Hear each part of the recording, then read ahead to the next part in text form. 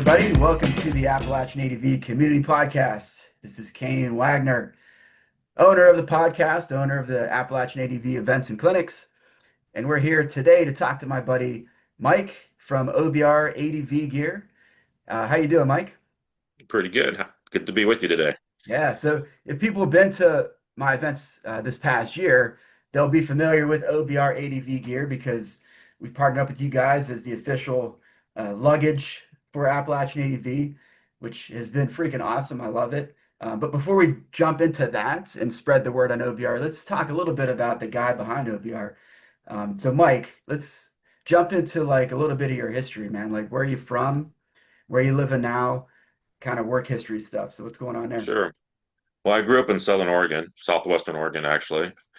And that's where, that's basically where my roots were. Yeah. Growing up as a kid there, I kind of found my freedom and escape was on bicycles at the time, Yeah. so that kind of developed my connection to two wheels. I want to say it was probably about, I think it was 92, I had an opportunity and we moved over here to Idaho, primarily for a family business, which I'm still working in as my day job. Yeah. Came over here and just kind of fell in love with mountain biking at the time and just spent every waking spare moment, on a bike, either exploring, got into a little bit of mountain bike racing and dabbled a little bit with that. And I would say it was probably mid to late 90s. I was introduced to motorcycle riding. There's a pretty big motorcycle community here. Yeah. We have the desert just kind of to the south of us, which is really more our winter riding. It gets too hot and dry out there during the summer. But once the snow melts, we tend to kind of start migrating back up into the mountains. In terms of off-road, we do have we have some motocross here, which I've ridden a little bit, but never really fell in love with that. For me, I was like, yeah, it was fun to go out and do it every once in a while, but I would get kind of bored just riding laps. But when I primarily got into it, when I got my first bike, I had actually worked with some guys that were involved in our desert racing organization here. Yeah. And so that is where I kind of cut my teeth, so to speak, was out in the desert. Yeah. And did that for, quite a while, actually. Went through a fefew different bikes and just kind of learning how to ride fast through the tumbleweeds, so to speak. That was good. I had a good time. Took my dings like everybody else does. And then somewhere, trying to think, I think it was probably mid 2000s. I remember I just randomly in the paper, because at the time that's everything was classified in the paper, right? You'd open up the paper and see what's for sale, and I opened it up and there was I think it was in 2000, there was a 96 XR400, and I was like, so I called the guy and ran down there on my lunch and looked at it, and this thing was like mint showroom condition. It just sat in his shop. He didn't ride it. And I was like, okay, I'm going to give that a whirl. 4-stroke, haven't tried a 4-stroke. We'd all been 2-stroke guys at that time. Yeah. And so I got that bike, and he'd already done work to it, getting it running really good. I enjoyed that 4-stroke. It was just a good bike. And through that, Baja Designs built the Dual Sport kit. And so I put that Dual Sport kit on it, and I was like, wow, I can actually ride from the house up to some of the local trails here and not have to trailer. That was convenient. But at that point, I was still, pretty dedicated to trail riding and everything. So that was kind of my initial exposure to quote unquote dual sport, even though it was very short and intermittent, just from A to B. So I was still involved with the desert. I was helping the clubs put races on. Joined a local trail maintenance club here, because here in Idaho, the trails are just really impacted by deadfall and need a lot of maintenance, in the spring. And so even though we have Parks and Rec that has crews that go out and do that, it's also very heavily supplemented with volunteer. And Yeah. so I wanted to get involved in that. So, we went out and we were doing trail maintenance and really kind of found I really settled down in the trees, the trail ride and just getting out and really just to see a lot of open country and go out and it was just I found it was like just really cool. It's like, well, I can you can find this trail on the map and then go out and then like, oh, you can that your dirt bike gets you out there pretty easily if you have the skill set to get out there and back. Yeah. So that kind of I think fosters that kind of sense of exploring, right? Oh yeah. Oh And yeah. and then somewhere about 2006, I picked up the E model DRZ 400, and Nice. that bike ended up kind of like they always say that bike is kind of the master of none, but it'll do everything. Yeah. Oh yeah. And it absolutely did. It was my desert bike, it was my trail bike, and then I got back and I got it set back up for dual sporting because it's pretty easy here in Idaho to make bikes street legal. Uh-huh. You just need a plate, insurance, mirror, all the basics. Yeah. Um, so I had it just very minimal street legal, so I could still go do trails and hit the road and everything. And so I think that was probably my last real heavy kind of just introduction into dual sporting because of the capability and versatility of that bike. Yeah. Um, Solid. yeah, so I had that for a few years. My brother-in-law actually he bought the same bike, and we were going out and doing some trail riding adventures. And then about that time, I was like, there's guys camping off the bikes. Yeah. Maybe are you interested in trying that? And he's like, yeah. So started looking at some of the options that were out there as far as luggage. Yeah. I mean, at the time it was Wolfman and Giant Loop, and there were some other ones, Yeah. and it was all good stuff. But I come from a manufacturing background within the whitewater industry, so Uh-huh. I have my background was with essentially industrial textiles and fabrics and cutting, sewing, welding, Yeah. and I was like, I just can't allow myself to buy something. I need to make it. And so um, patterned up a couple, a design for a saddlebag and for my brother-in-law and I, Yeah. and threw that on the bikes, and we went out and started doing trips, and it was awesome. We can because then it's like I'm not limited to just trail. Now I can go look at it because I mean here as well as we just are just littered with back roads. We have a lot of Yeah. mining history here, so you have old two-track roads that just take you into very remote locations, and some of them dead end. You have to double back, but a lot of them you can loop. I mean, you can run from the south end of the state to the north end of the state. Yeah. Really, it's in the experience of BDRs to a certain degree. Yeah. Before the BDRs really came out, that's what we were doing. You're saying if Right. we can go from north to south without touching pavement, right? And and I was like, yeah, this is pretty awesome. So, we went out and we did that and for a couple years, and then it kept, people kept saying you should sell these, you should sell these, right? Yeah. And I was like, and at first I was like, nah, I don't want to mess with that, and then it stuck in my head, and I'm like, yeah, let's maybe I should, Yeah. so I got on got online and found a sewing machine, took it into my wife. I'm like, kind of showed her a picture, and she looks at me like, you're crazy. What are you doing? And I said, no, I want to start making the bags. She's like, okay. Yeah. So bought the machines, and I've basically taken over. We have a kind of an in-law wing on our house, Yeah. and with 2 rooms, and I've completely taken those over. Those are kind of my workspace now, and drives are crazy, but yeah, here we are. But so that Yeah. was about 2014 is when OBR kind of came about, Yeah. um, and then yeah, it's just been kind of a weird progression since. Yeah, so my background is predominantly off-road, Yeah. and then it just kind of, I guess I just wanted to try different things, you Yeah. know. Yeah, and that's where the dual sporting ed came in. Um, an adventure bike snuck in there at one point as well, which naturally they do. And Yeah. so What was your yeah, first so adventure bike?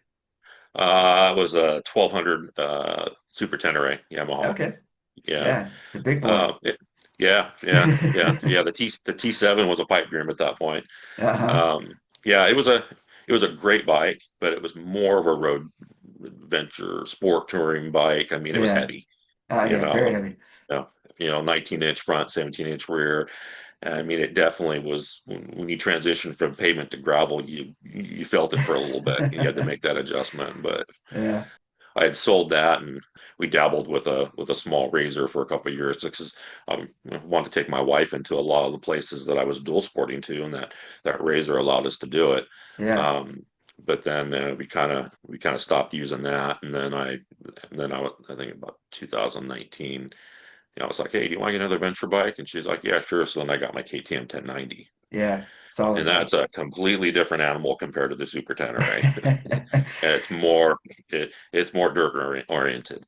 It's Oh, for still a big sure. heavy bike, Yeah. but going from pavement to gravel, it just doesn't even notice it. Oh yeah. Um, yeah, and then I just recently actually just picked up a 500 KTM as well because I want to start getting back into some of the trail riding and Nice. some of the more light dual sport discipline as well. So Yeah. now I've got two back in the garage, but Nice. um, yeah, but Yeah. everything, all of our initial products, and in terms of both of our 10-liter, 38-liter saddlebags, high base and tank bag, all those were originally kind of developed around the DRZ. I had the DRZ 400 for like 13 years, Yeah. you know, and I still kind of regret selling it because that was a rock solid bike. I did nothing but change oil and check the valves in that thing, Yeah. and it just nothing bad to say about that bike. Those things are bulletproof, man. Yeah, what they were, yeah, I'm sure it's Yeah. still out there, serving somebody well. But yeah, so all the early stuff was designed around the DRZ. Like I said, the Super Tenere snuck in about 2012, and I Yeah. think hard basin, grip mitts, some of those items were developed around the Super Tenere. I was still, because of who I am and kind of what I'm doing here, most all the products were developed around my initial needs and how I was using them. Sure. Yeah. And so at a point there was a gap between dual sport and ADV, Yeah. kind of those products and those ecosystems. We've since have made more of an effort to kind of fill those gaps. So we'll have more adventure, which then, or as I'd say more dual sport, where then that'll kind of, start to kind of cross over into some of the adventure platforms. Yeah. Some products will cross into both. For sure. Some are Yeah. more specific to the smaller bikes. Some are more specific to the bigger bikes. Yeah. Feel pretty good where we're at in terms of our product selections. We're trying to update and change some things so we can have more quote unquote an ecosystem, by putting more Yeah. moly and things of that nature into the designs. Yeah. Just constant evolving and improvement. You know, working with like yourself or Dan from Expedition PDH and Yeah. other guys out there. It's good to get feedback, because Yeah. then because I'll design stuff around maybe how we use it here in this environment, and then we get it out and into your hands and let you guys break it, right? and then get that feedback. It's like, hey, if you change this, it would really uh, um, get some good product improvement. And so Yeah.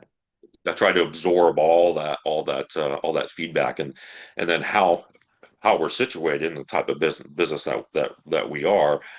I'm able to basically almost work in real time in terms of those design improvements. Because I do most of all the work myself. Yeah. I do have a contractor in Colorado, so the more higher volume, more established products, they pick it up. We can do bigger batches with them. I do have a local gentleman here that I've worked with for quite a few years. He picks up some of the smaller batches and helps me because I Yeah. just get over my head. I just can't keep up with it. That's a lot. Um, Yeah. yeah, but I'm able to react immediately and then basically work in those product revisions kind of in real time. So then the next batch will have those improvements already implemented.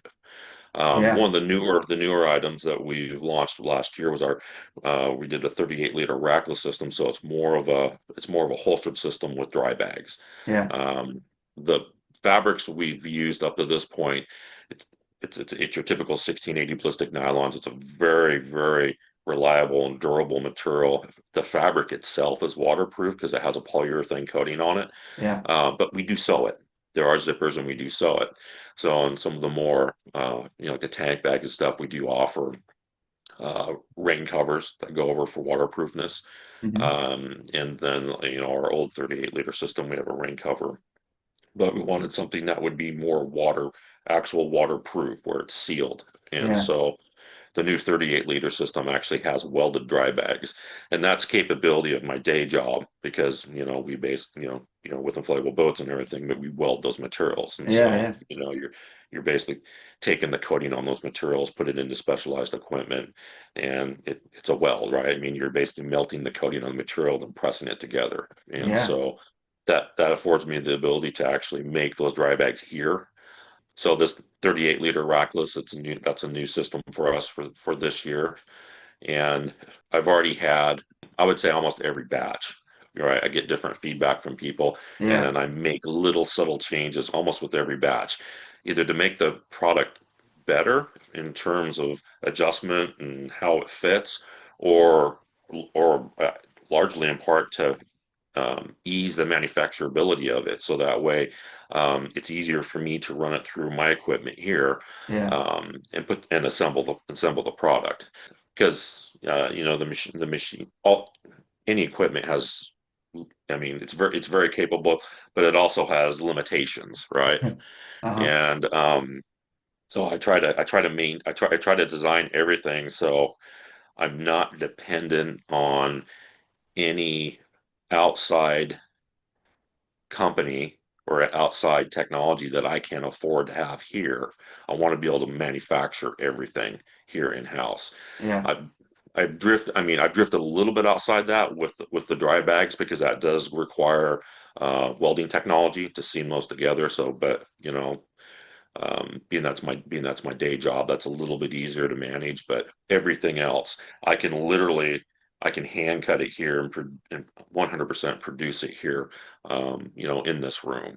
Yeah. So, and I think that affords me maybe a little bit of security, or sense of security, because I know if maybe a vendor or supplier or contractor drops off, I can pick it up. But Yeah. Yeah. yeah, so we're trying hard to look at the products from I mean, I've always looked at the products from the perspective of how are they going to be used, what makes the most sense. Being that we're producing it here domestically, I don't have to be careful. I don't want to put a whole lot of unnecessary fluff into it, because that adds cost.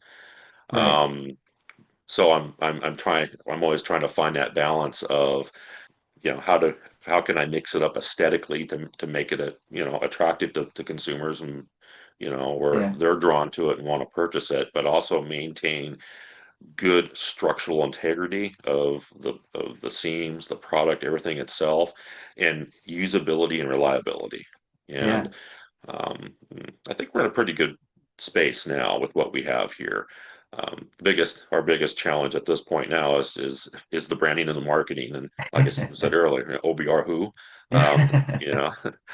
you know, with the events that we go to, I will say, we need to do more in person, but it's difficult because of the day jobs, and Yeah. only having so much PTO available to go do stuff. Yeah. Touratech is, it's a day's drive away, and that seems to be probably the largest event here in the Pacific Northwest. Yeah, for sure. Um, Funny, you think there'd be more, but Yeah. that's the biggest. There's other smaller ones, but it's like anything, you have to kind of weigh whether or not it's worth taking the time off and the cost and everything and the effort to get there. Uh-huh. Um, but at this one event that we do attend, we get a very, very good reception from people, Yeah. and we do sell product there and do very well. That's So good. Yeah. but yes, but we need to, continue to work with individuals like yourself and your organization and your projects and what you're doing, and Yeah, for sure. help each other out, right? So Exactly, yeah. yeah, if you succeed, we succeed, and Vice vice versa. versa. But yeah, Yep. but at the end of the day, you have the old cliche of made by riders for riders, and that's exactly who I am. Yeah. You know, I got Uh-huh. bikes in the garage. I go out and I ride. That's my escape. And this was just a byproduct of my riding. Yeah. And I'm not an established company that has different divisions and a team of designers that can just design product and send Yeah. it offshore or whatever they do.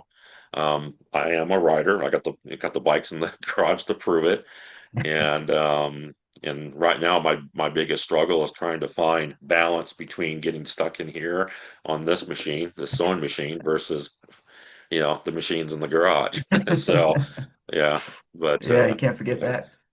but I think it's probably a very you probably struggle with the same, you know. Oh, for sure. Yeah, definitely. Yeah. Yeah, it's you mentioned Dan, Expedition PGH.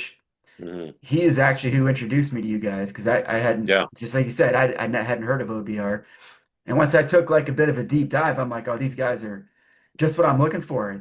Yeah. It's very reminiscent of the collaboration I have with Griffin Motorcycle Hmm. Gear. Hmm. Um, quote unquote, the mom and pop thing. You Hmm. guys are all, right there in the U.S. doing everything. It something that you mentioned it earlier, and it's definitely something that I thought about because I come in kind of in the same boat. Since you're the guy, you're making the decisions and the things are happening. It is a lot to take on, but like you kind of said, it's very easy to kind of adjust fire because you don't have to run it through a bunch of different places. It's just got to come through you. So that was the thing that I noticed right away as we started kind of interacting more. And you sent me stuff to use, and I used and abused it. And I did try to use it on my dual sport bike and my adventure Hmm. bike to see how that crossover worked. And then just saying, hey, you might want to think of this. And then you guys like pretty quickly were able to just turn on and say, yep, we put that into the next thing. So Yeah. it was always very impressed with that for sure. Yeah. Yeah, yeah, yeah. I think you found some limitations with that smaller 10 liter, and I had already kind of been playing with that revised version, that the 14, because has a little Yeah. bit more capacity, Yeah. Yeah. and I'm like, all right, now's the time. So I came in and just started cutting and sewing. It's like, all right, just got to do this, get this done.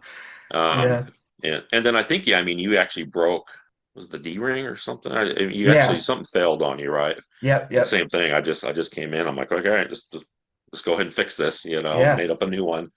Yeah. It was So, super fast. Like, because I used it a couple times, the new 14 liter, hmm. which, like, I remember when I did use a 10, I was like, hey, you might want to think about these things. You're like, oh, Hmm. we're already thinking about it. That was our first version of that, and Yeah. we haven't come back to the table yet with it. And I don't remember the timeline, but it was like extremely quick. You came back and said, all right, we got something for you. It's on the way. And I Right. was like, oh, okay, great. And then I went and used it a couple times. And the first time I used it, like legit dual sport, was at the Red River Scramble. And Hmm. people around this area that know that event know that it is very, very intense off-road type stuff. Hmm. And it lasted to the last day. So it took a literal beating. And that D ring just kind of worked its way out. And then I got home and I sent you the message, hey, it worked great. I love this. I love that. Little D ring thing didn't work very well. And then again, super short timeline. You basically just sent me a replacement and Hmm. had it all stitched up, ready to go, and it hasn't had an issue since. Like I love Yeah. that bag setup for me. Being the fact that I could put it on the KLX or the Tenere, it's Hmm. been phenomenal. 'Cause as we've talked before we started hit record, that we talked a little bit about all the stuff that I got coming up this year. Like it's a lot of leading rides. Hmm. So I'm the guy that likes to be the pack mule. So I want to make sure I have all the tools I need, the tire spoons, the extra tubes, the air compressor, a first aid kit, blah, blah, blah, blah, toe strap, like all these things that I generally want to carry on every single ride. I can fit perfectly in that 14 liter and still have some room. So for me, it Awesome. was like the ideal setup Hmm. for what I need them for. So I definitely Hmm. wanted to talk about those when we sat down here today for sure. They've been awesome. Great, great. Yeah, and it's your, like I said, your use case in, part of the country where you're at and what you're doing is very different than what we do out here. Yeah, And so it's good to get exposure to just the different disciplines and what's required of the product. yeah, I would say you guys definitely push the product well beyond what probably 99% of the people are using it for. But that's good because if we can come up with a solution to make the product, check all your boxes, yeah, than it is for everybody else. yeah, yeah, So, and I've had, good feedback from Dan on some of the products as well, and I've yeah, made, I've introduced some different changes. And, it's again, it's that balance of, getting it to work, for Dan and then who the majority of our consumer audience is and how they're using it. And yeah, most of the BDR stuff here, you're just putting long days in and covering a lot of ground. yeah, Or you guys are doing more almost like hard enduro, with the uh-huh, big bikes. That's so a little different disciplines and different requirements from the product in terms of what you're exposing it to. yeah, for Um, sure. but it's good. I mean, it's um, the product becomes better, Yeah, from all that abuse and that feedback for sure. yeah, yeah. And that's recently I did an article and I added it to our FAQs, like this particular section. It's like the kind of like the four categories of adventure riding. And Hmm. it has to do with like kind of what you're saying, like a BDR style thing, or a bit more of that balanced dirt gravel road, and then to the Hmm. harder riding stuff. And that Hmm. is for me, like I need stuff that covers all four of those things, whether it's your bags or riding gear or the equipment that's actually on the bike. Like I kind of need those bikes to be able to do all of those things, but not everybody wants to do that. So when I'm thinking about how I'm setting up an event or how I'm setting up a clinic or how I'm going to use the bags or the other equipment, like I need to think about all of those facets. So that's Hmm. definitely like an interest to me is for you, for Griffin, like I used it for this thing and it worked great. But if I was going to use it for this other thing, you might want to think about this, or this. And Hmm. most of the time, you guys are already kind of like, yeah, I thought about, that one or two things, but I didn't think about that other one. So maybe, and then it's just a constant process of improvement. Hmm. From my background as being a scientist, so that's kind of what you do. You come up with a thing, you test the thing, and then hey, how can we make that thing better? And that's Yeah. exactly what I like seeing from the other partners that I have, like you guys, like taking that scientific approach and like constantly making improvements. Yeah, and we appreciate that, and you've given us some very good, thorough feedback, which is that's valuable to us, right? Yeah. We've had another gentleman actually in Italy, does a lot of Romania Mhm. tours. Yeah. Got him one of our new 38 liters to try it, and I think it worked well for him. But he was also using it. They're I mean they are on essentially dirt bikes Yeah. back there. Yeah. Yeah. And, when we made our 38 liter, the challenge was to make the 38 liter adjustable enough to fit the bigger adventure platforms as well as the smaller, essentially enduro bikes. Yeah. And so you're getting to real narrow seats and whatnot. And he kind of found by adjusting it down into those real narrow platform, there are some weird nuances with the product. It still worked well for him, Yeah. but he gave us some very valuable feedback. So I immediately went back to the pattern, opened up the pattern, started making some changes, Yeah.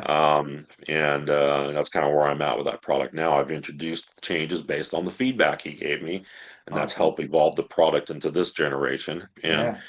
we'll run with it until I get more feedback. When I get more feedback and we look at it, I'm sure it'll evolve even a little bit more. Yeah. Um, but if I can continue to do that now while I'm small batching things, then when we do get that product and eventually send it down to our bigger contractor down in Colorado to produce it, it'll be a little bit more dialed in and Yeah. because then the updates are a little bit not harder to implement, but longer Yeah. to implement because of the turns in that inventory. Yeah, So, yeah. That's cool, man. Yeah, before t yeah, as we're talking about this stuff, I definitely want to get into like kind of who is the OBR team. But before mhm, that, like last year for the Fools ride, I think it was right before that is when we kind of started communicating and going back and forth a little bit. And we generally like to have, whether it's a discount code to give to people or like some stuff to give away for door prizes or like just like the basic, hey, they just showed up to registration. Here's a bunch of stuff if you want to grab something. Hmm. And you built, I don't even remember the number, but it was a ridiculous number of these little bags, OBR branded, zipper, very well constructed. You put a couple little goodies in them too. The Yeah, I'm little, working on them right now. there's little Yeah. air compressors and the bottle openers and stuff. Hmm. And you basically when you sent these things, you're like, oh yeah, I just basically sit down and in my free time and just whittle away. Hmm. I was just like floored that like you were able to come up with all these little things, and they were very popular. And I think you even mentioned that they were pretty popular when you did the TT rally out that way too. Oh yeah, yeah. I think by day two they were gone. uh, because here internally we call that stuff trinkets and trash, right? Yeah. Giveaways. But Yeah. we try to come up with different items to give away. I mean, something that's useful for people. Yeah. you know. So I think the first year we had little LED flashlights that were branded. Yeah. Yeah. People dug those, right? Because they're like, oh yeah, they come back, I mean, they'd be like, yeah, I was back at camp and that was great. I was getting through my gear, Yeah. so that was useful. Um, we did the bottle openers, which were okay, but I don't know. I mean, everybody does bottle openers, right? Yeah. Yeah. So so then it was like, what else can we do? And I was like, oh, tire gauges. You're on a bike, you need a tire gauge. So Yeah. Those were nice. so we did those. And then it was like, oh well, I can make these little pouches, Hmm. and we can put cards and Jolly Ranchers in it, and Yeah. people can, because I mean, I use them. I put my charging cords and whatnot in it, Yeah. and that lives in my tank bag. Yeah. So I we're use it for my doing that again this registration and year. insurance. Yeah, I put yeah. it in there. It's perfect. Yeah. Yeah, but we're still struggling here. I do have one partner, and Bert actually, he's responsible for the web store. Yeah. That's him. He owns that, manages that. Plus, he also does a lot of the media. I mean, like the short form content. I do long form stuff. He does the editing on it, and Yeah. then he also is invested. So he can do 3D printing, and he's got a laser etcher now, so we've got capability of that. So now we're kind of looking at it, going, okay, we have these two tools here. What could we buy, or what could we get in blank form where we could laser etch it or 3D print it, for people that would be Uh-huh. useful. And so we're kind of brainstorming on that for this year, to kind of try to again expand that trinkets and trash portfolio while it's something useful for people. Yeah. But So you mentioned Bert. He had some affiliation with the military. Is that correct? no, his family. His family. I Yeah. think his dad was a retired Air Force or something like that. Yeah. I remember seeing But it because I was in the Air Force too, so that's why it stuck out. Like, yeah, yeah. So when he's younger, he did some travel. I mean, moving around. yeah, Because military his dad. brat, they call it. Yeah, yeah. But Bert himself, he's a firmware engineer by Yeah. trade, and so he's got a very good patience and understanding and knack for all the technical stuff, and this, That's you perfect. know, Yeah. which, the stuff that I don't navigate well. So Yeah. it's a good fit for us. And then so it's just Bert, and then my wife now is starting to pick up some of the bookkeeping and whatnot, Yeah. the stuff that's less fun, but she's been willing to sit down and kind of learn that process. Yeah. But yeah, so right now, yeah, it's just the two of us. Yeah, Yeah. yeah, outside of some of the contracting help that we utilize. Yeah. That's great. That's You this mom and pop thing, man. It's great to see, like, 'cause that's basically what I feel like I am. I mean, I basically I have a lot of people that help with a lot of different things, but Mhm. just like you, most of the decision processes, most of the social media stuff, like all the website, it's kind of me. So it's great to like meet up with other people that decided they had a passion for a thing. You have a skill set that maybe can help you make that passion into something bigger. And then Mhm. you find other like-minded people and companies and collaborators that want to like all help each other. That's been like, but definitely not at first. Like when I first started doing this, it was just trying not to drown, like tread water and Yeah. make it all happen. But as it's become more established, and that has definitely become like a new part of the mission, is like build the community and build the community that supports the community. So it's been hmm like really great to like hook up with you guys for sure. Imagine it's like you get the right partners, then it starts to get a little easier for you. Yeah, for sure, for Yeah. sure. Yeah.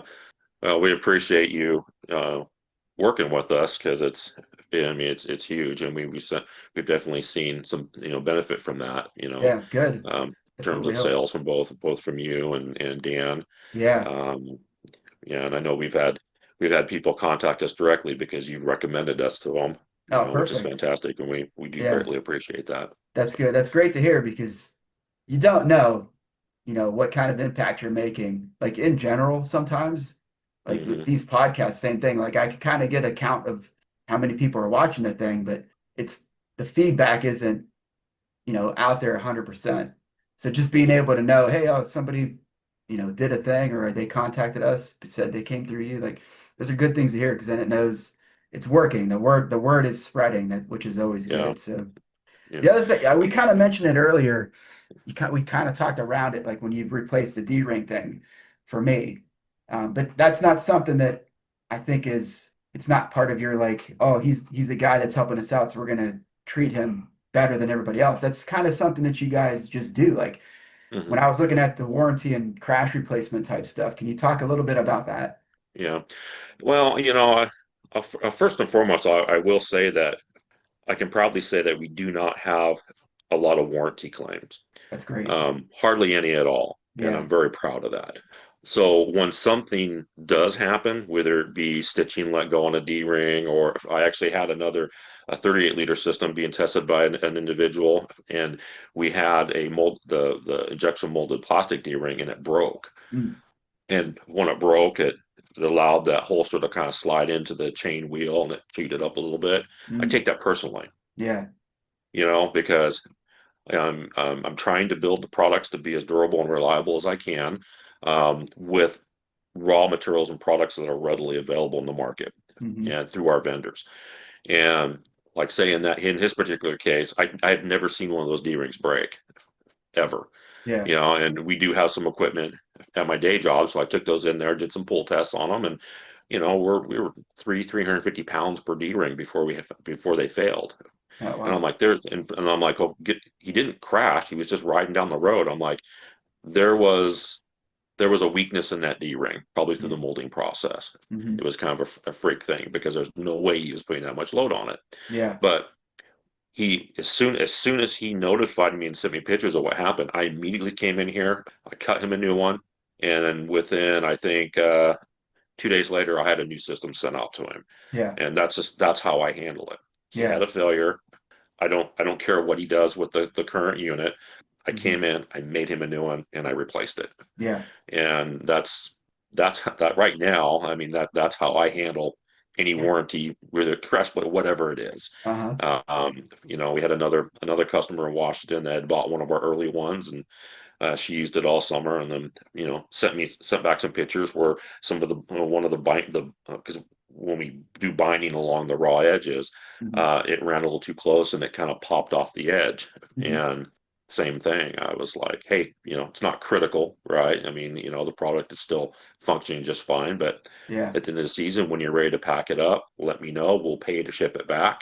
Yeah. She shipped it back. I stripped all the binding off of it and rebound everything. Basically refreshed it for her and sent it back to her. Yeah. And that is, yeah, I mean, that's just what I felt I needed to do to make that right. Yeah. And you know, and even so far as I mean, this has never happened, but if somebody was on a trip and had a failure, we would do everything we had to get that individual made whole again, even Right. if they're mid trip somewhere. Yeah. That's just kind of my philosophy. It's a good Yeah. one to So. have, man. Because for me, like when I'm hearing you say that, and just from talking to you in the past and cruising through your website, like this is when it's something like this little small business mom and pop thing, it's very personal to hmm you. It is to me too. For this, you take pride in what you do. So when something doesn't go right, it does hurt a little. and you hmm want to make sure that we fix it as soon as possible. That's what I loved about, everything that I've seen so far from you guys. Like this, that's exactly what I'm looking for is, does somebody take pride in their thing, or do they just brush it off and say, we're going to sell enough, who cares, That's not what Right. we're about. It's how high quality can we make this thing for everybody that's involved in it. So, Yeah. yeah, Well, it's important from my perspective, that I take ownership in it. yeah. If it is a mistake I made in the design or how I made it, I Hmm. want to own that, and then also learn by it and fix it. Yeah, And that's how I kind of evaluate it. I'm like, is this just a freak failure, or do I need to make this better? Or can I yeah, do this differently to prevent this from happening in the future? And yeah, my big thing is I want people to recognize OBR as a brand based on that. yeah, That yeah. again, hey, I'm a dude here sitting at a sewing machine building this product. Again, I ride, Uh-huh. and I'm trying my best to build these products that are going to be, reliable, durable, and just rock solid, out in the field for people that are going to do the job and do it Yeah, well. Because my philosophy is, if if the luggage is working well and it's designed properly, you'll never know it's there. yeah, And that's kind of always been my mantra as we're out doing rides. The saddlebags, you just don't know they're there, right? yeah, yep. Um, Dry duffels, that can be a little different because that sits a little higher and you're kind of pressed into it. But it Right. depends on how minimalist you are. Uh-huh. But yeah, that's I've tried to use it as well, so I can understand what it's being put through.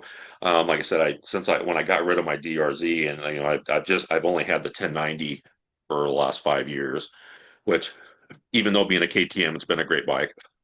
Yeah, but I haven't had the dual sport, and so we'll start interacting with people. They'll start asking us questions about more of the smaller dual sport platforms, and I'm like, man, so I'm having to go back onto my days with the DRZ, and how things fit with that bike. And so then just recently I was like, I got to get another dual sport in the garage, so that way I can start, yeah. cross fitting this stuff. and There you and go. uh so yeah, that's where I got another KTM out there.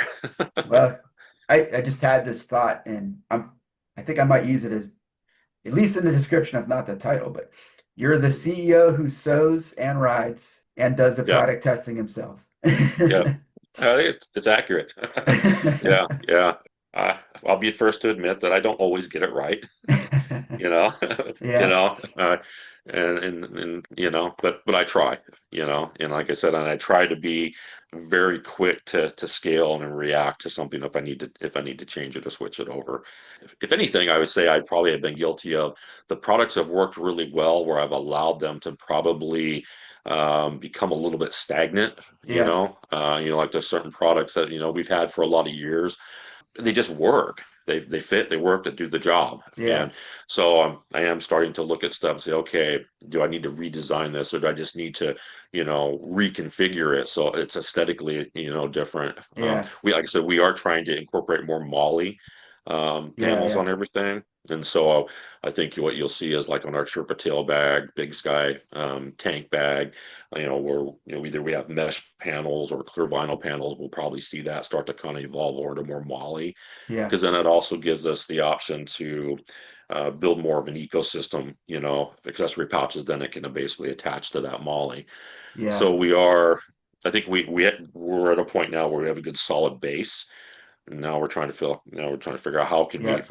how can we build on that. Yeah. Perfect. Yeah, now it's like I feel the same way. Like you've established a thing. There's a hmm baseline to that thing. hmm You could tell there's a lot of pride in that thing. Then the next step is, okay, how do we continuously make that thing even Right. more better? Right. And I love the Molly idea too, because I think that's a good way to go. For me in particular, I end up, like I said, I'm a pack mule for a lot hmm of these things, especially on the tours too, because I'm using your big bag setup, the taco shell. I was hmm calling it to people. I'm using hmm the 14 liter on top of that, plus some of the Baldo holsters. So I'm putting a lot of stuff in a lot of places, and to have more options is like, it's perfect. Yeah, and we've just redesigned the bottle holster. Oh, Um, perfect. yeah, the bottle wrap. Yeah. Yeah, because we had the 2 liter, so they had the 2 liter holster, which you have the bottle wraps or the holster. I think you have the wraps Yeah, the wraps, yeah. for like the MSR bottles. Yeah, yeah. Yeah. So we were doing a slip-in holster for the TourTech 2 liter, which fit great. Uh-huh. But that basically takes a bottle that's just a molded bottle with no attachments on it at all, Uh-huh. and it, then gives you some options, some attachment points. And again, everything we do is we maintain it as a universal Yeah. solution, so that way you can get creative and put it where it works for you. And what we found is people were starting to buy some bottles from, it's a German brand, Hundersdorf, and then I think Mm. Hepco Becker. Yeah, They're still yeah. 2 liter, but they're dimensionally just a little bit different to where they were too tight into our existing holster. Yeah. So we redeveloped the holster to be adjustable, kind of, lack of a better term, a blood pressure cuff. Okay. So it's a Velcro adjustment, wraps Yeah. around the bottle, and Nice. then you can secure it down with your compression straps and then do what you want to with it. That worked very well for those bottles. Well, now we've actually just implemented that same design into the bottle wraps, and so Okay, nice. um, yeah, if you ever want to try those, just let me know and we'll send you a set. I'm gonna tell you Yeah, yes right now. yeah. But makes it a lot easier. I mean, going from say a Nalgene bottle to a Yeah, MSR bottle, yeah, yeah. perfect. So I yeah, love so those things. definitely. I get a lot of use out of that style. Yeah, Perfect. So that's perfect. Yeah, for sure. yeah. And then the new designs now have the Molly um, straps on the back, Nice. with the tabs. Yeah, So yeah. yeah, because and the Molly thing was I just never personally used it Hmm. with what we were doing, and and again that was feedback through local friends and people here using it locally, Yeah. and I just think it took me a little bit, but then I saw the value of an ecosystem. Yeah, And I'm yeah. like, okay, the Molly's a good that's very versatile. You can do a lot with it. Yeah. It's not very smart for me to not incorporate that into the products, because then it also allows you to do non-OBR branded accessories as well. Yeah. It doesn't, I mean, it could be any accessory as long as it's got Molly, Yeah. it'll attach. So Yeah. A little yeah. universal mix and match. It never hurts, Hmm. for sure. Yeah, and Yeah. that's the thing, going back to towards the beginning of this thing, we kind of said that, like, the fact that you're open, like, you have an idea and a thought in your head, and you're not so stubborn to not try it and experiment with it Hmm. and say, okay, there, I can see some use for that. I think that says Yeah. a lot. It says a lot for sure. Yeah, and I've got buddies here and or through this have made some good connections where they got different bikes, and so we develop different things, and it'd be like, hey, can we come over and can you try this out, and so yeah, I've tried to be I do try to be very open to all that, and Yeah, try to think about realistically, how can we incorporate this? Is it something that's smart for us to incorporate it, yeah, or a variation of it, yeah, and yeah, so, yeah, I mean, you just kind of you look at the pros and cons of what you're trying to do, and typically you end up in the middle somewhere, yeah, right? yeah, So, yeah. yeah. So it's like specifically with Dan, because he was running the Big Sky, and the Big Sky has you don't use the tank bag so much, if I remember right, Correct. but Yeah, the Big Sky is detachable off a base panel. yeah, And for general BDR touring works great. I mean, you're cruising along, putting long miles in, and then if you got to grab that bag, you click the clip, take it off. yeah, Well, you and Dan ride the bikes pretty hard, and it was bouncing around on him. yeah, And so he gave me some feedback. I'm like, you're right. Let me see if I can, change that base panel, or make changes to the base panel, to stiffen up that interface between it and the bike, yeah, with the way the straps are sewn, put a heavier density foam in there, yeah, and I think made some pretty good improvements. Now whether or not the improvements are really where they need to be with Dan and you guys and how you're riding, um, there's still really good improvements for the general rider out here doing the BDR. Yeah, exactly. So then I look at it, and then I have to look at that and say, okay, do I want to tweak that product anymore, or does it make sense to maybe develop a different variation of that bag Yeah. for the way you guys are using it, Yeah, And yeah. so That's a good point. again, that's the look, Yeah. listen, absorb, evaluate, end up in the middle somewhere. Yeah. So, That's funny because Dan came, he comes to a bunch of my things, but I think it was at the Jamboree, which this last year was our last year running that event. But he came to that one, and I think he had that tank bag, and he was kind of hmm running me through just like you just did. And I remember looking, hmm I said, "Oh yeah, yeah, yeah." He's a madman on that bike, like, he is, and he he is is. not scared to dump it, which is why No, he's the madman. Yeah. yeah, yeah. I'm like, I look at him, I'm like, man, hats off to you. I mean, you're you're taking that. I mean, don't get me wrong, they're very capable, but man, I'm just Yeah. like, yeah, you guys are riding those bikes for sure, and loving it. Oh yeah. Oh yeah. Yeah, yeah, Little pain never hurt anybody. yeah. It's just yeah, your discipline's just a little bit different than what we have out here. Yeah.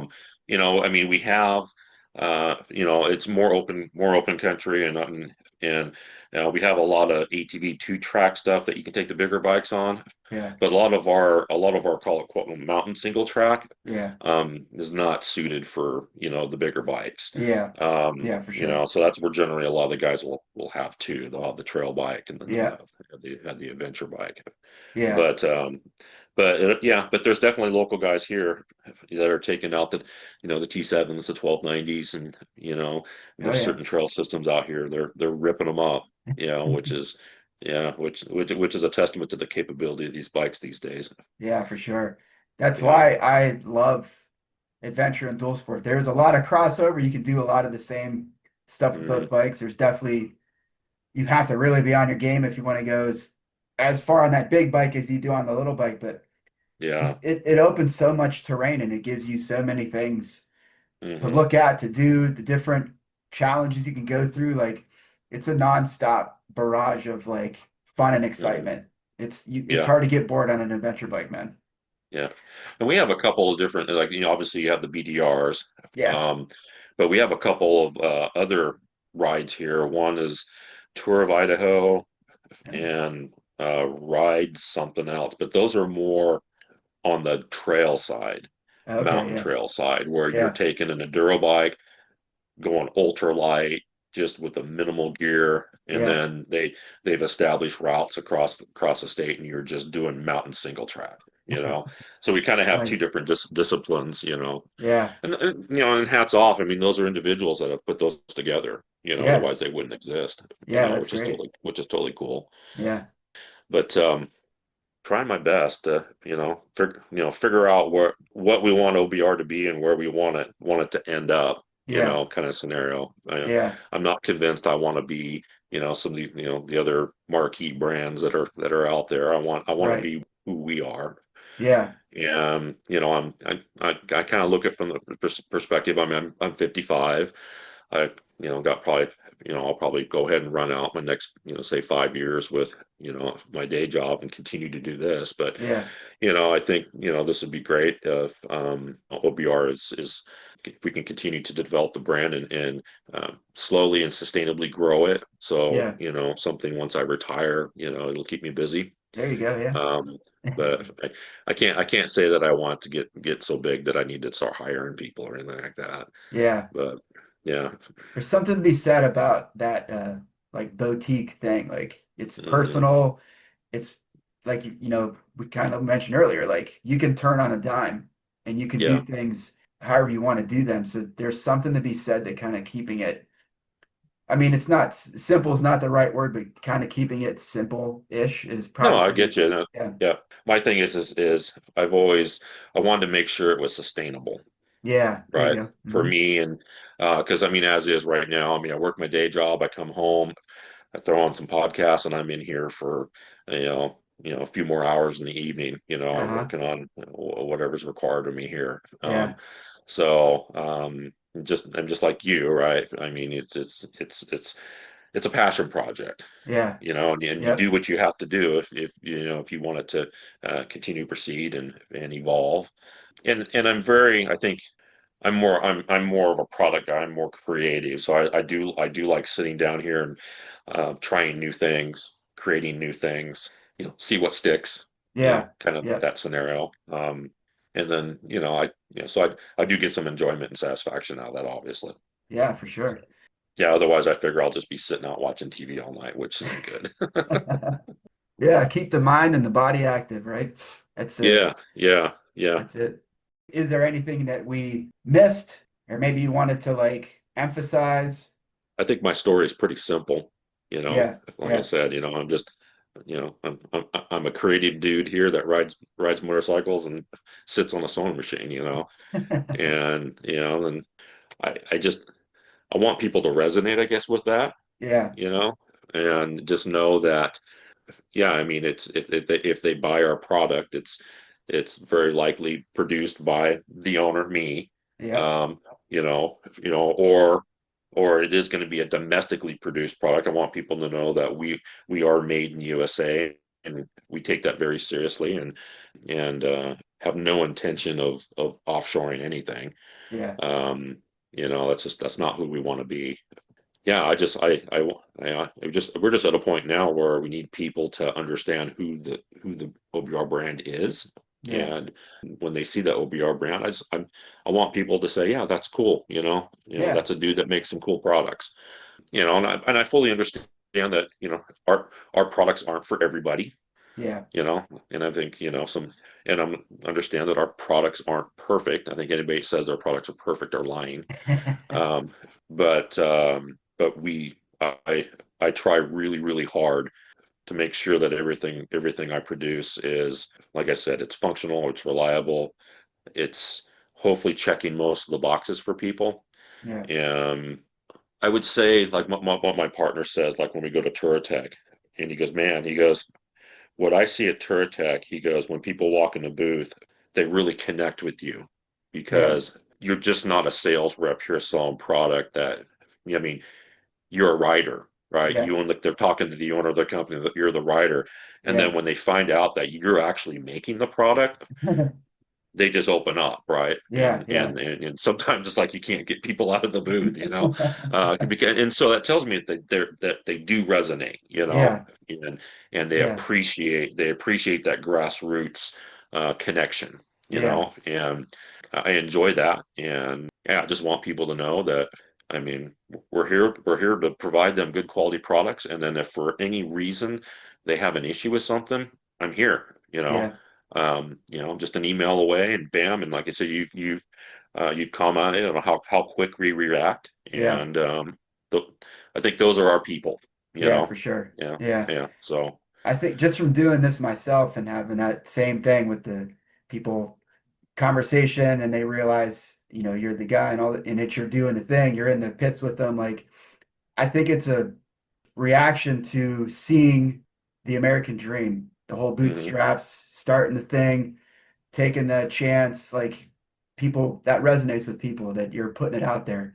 And it's yeah, since it's you and your thing and you are out there in the trenches, like people recognize that it's not just some big business thing. It's a passion project, like you said. Yeah. right, yeah, and I don't want people to have buyer's remorse, when they Yeah. when they buy our Uh-huh. products. I mean, I Yeah. want them to be excited. I want them to open the box and say, like what they see, Yeah. like what they feel. Yeah. Yeah. Like on our 38-liter system here, because it's adjustable. There was a gentleman at Turatech that T7, and I think Mm. he had the Camel ADV side panels on it, Yeah. and he'd looked at some other brands that wouldn't adjust to that. Hmm. And so he came over a couple times and was looking at our display, and he goes, I'd like to try that on my bike. It kind of told me what he had going on. I'm like, sure, hey, let's go try it. Yeah. And it adjusted perfectly. Oh, nice. And he was thrilled. He goes, this just adjusted perfectly. This fits perfect. He goes, none of the other systems would do that. Yeah. Again, not that they're bad, the other systems were bad. It's just ours had a feature that allowed that adjustability and that Yeah. fit. And Yeah.